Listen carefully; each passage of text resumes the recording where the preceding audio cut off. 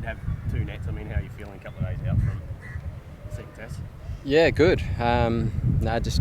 Just rechecking over my plans, just being fast on my feet, and trying to get as used to the conditions, I guess, as much as possible before we get out in the middle. And I think the wickets were maybe pretty close to what we could get out there, so good practice. Probably haven't had as much time in the middle as you would like since you did your quad during the 1 days. I mean, are you getting what you need from the nets? Yeah, I mean, it was a shame to miss the last few 1 days. Given what we saw, the wickets were, very spin conducive, not too probably dissimilar to what we had in the first test. So, yeah, it would have been great to be able to play. I know I kept saying to the boys that were playing in the 1 days that we're going to be playing the tests, that it's like a tour match, really. Albeit being a white ball and you've got a bit of pressure to score, I suppose. But no, it was certainly good practice, and shame to miss it. But the nets have been conducive to what we're getting out there. They've been good practice and good fun. Just, Steve, looking back on something you said in 2016 when you skipped the play a lot of the language you were using around kind of urging your teammates to, I think, be more proactive and be more brave, especially their first 20 balls. It's very similar to all the things you guys are talking about now. Can you kind of talk about that journey? Is it kind of the team's finally starting to heed some of those things you were talking about? Yeah, I think a lot of the batters that are here now were there in 16. Have just got more experience, probably more maybe like credits under their belt in a way, where you can go out and play a bit more freely and trust it. So yeah, it looks like we're implementing a lot of that stuff out in the middle, which is nice. And I think while we had some success in that first test match, so yeah, it's about just carrying on with that, continuing to do it, and being able to do it from ball one and be nice and brave. If you wait 15, 20 balls to start implementing your plan, there's a good chance you'll be sitting back in the shed.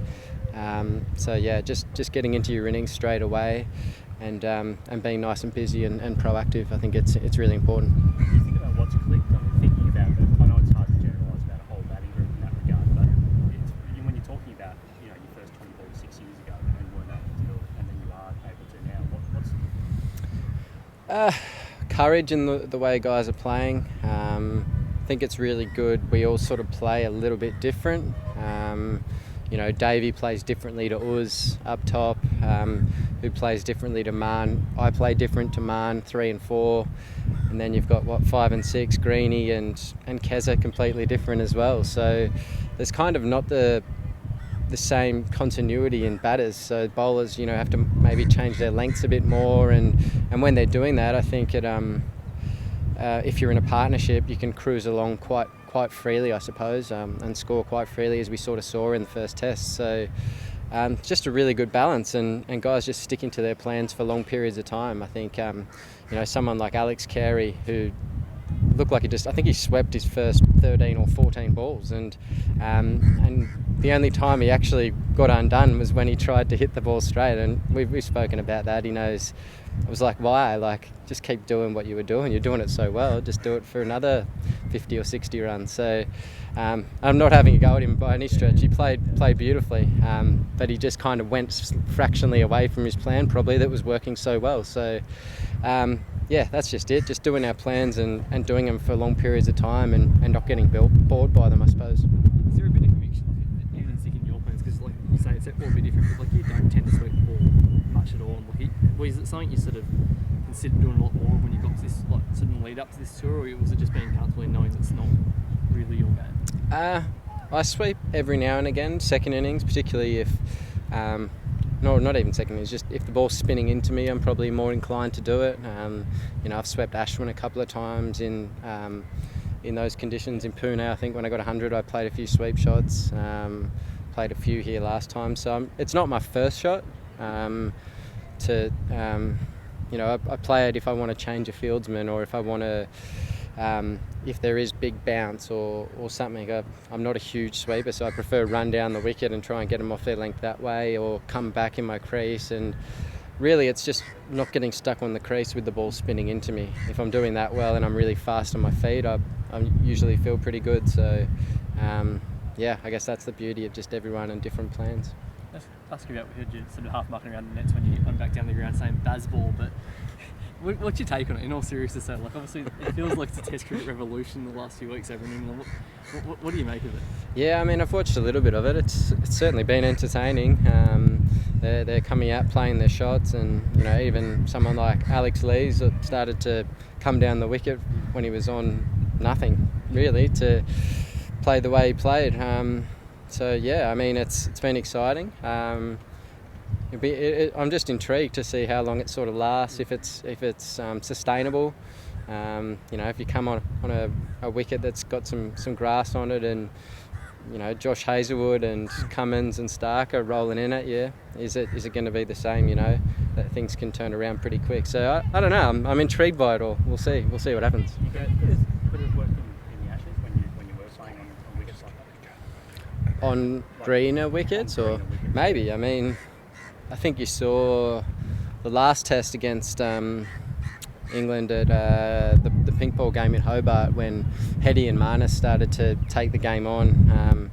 It really was, the wicket was doing plenty, so it was kind of a counteract, or just put some pressure back on the bowler kind of mentality, and it worked on that occasion. Is it going to work every time? I don't know. It's sort of there to be seen, but it's certainly been exciting to watch England go about it. They've played really well the last few weeks, so we'll see. Is baseball similar to what we've seen from you guys here? Guys just keep joking about it. I don't know. I think Ronnie's had enough of hearing about baseball, to be honest. But it's good fun to just joke about it. We went at good pace. Obviously, the first test was kind of, if you were sitting there and not playing your shots and looking to score, you're probably going to get out eventually. So it was kind of get them almost before they get us. Whether that's the same this test, I'm not sure yet. We'll wait and see. Steve, can I just ask if you reflected on your dismissal last time? It made some waves back home, and some people commented on it. Just wondering what your thoughts are, and have you reflected on it? Yeah, I know. I hate getting run out. I think anyone does.